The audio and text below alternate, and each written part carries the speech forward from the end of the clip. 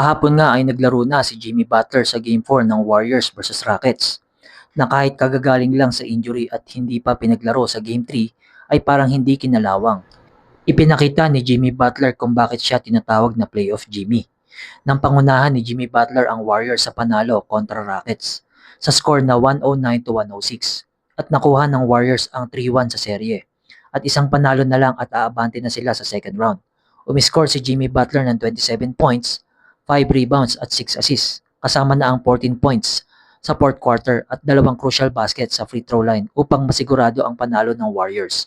Nag-ambag din si Brandon Podziemski ng 26 points para sa Warriors. Habang sa Houston Rockets naman ay inconsistent ang laro ng second star ng Rockets na si Jalen Green, na umiscore sa Game 4 ng 8 points, 3 rebounds at 1 assist. Habang si Alperen Sengun naman ay double-double sa laro, na gumawa ng 31 points at 10 rebounds na naimintis ang crucial na tira sa last minute ng laro. Kayo mga kaibigan, sa tingin nyo, tatapusin na ba ng Warriors ang laro nito sa Game 5 or may pupush pa ba ng Rockets ang panalo sa Game 5? Pwede nyo i-comment yan sa ating comment section at aking babasahin yan. At kung bago ka pa lang sa ating channel ay iniimbitahan kita na mag-subscribe at i-hit mo na din ang notification bell para updated ka sa ating mga bagong mga videos. At pwede din kayo mag-comment or magpa-shoutout. Just leave a comment sa ating comment section.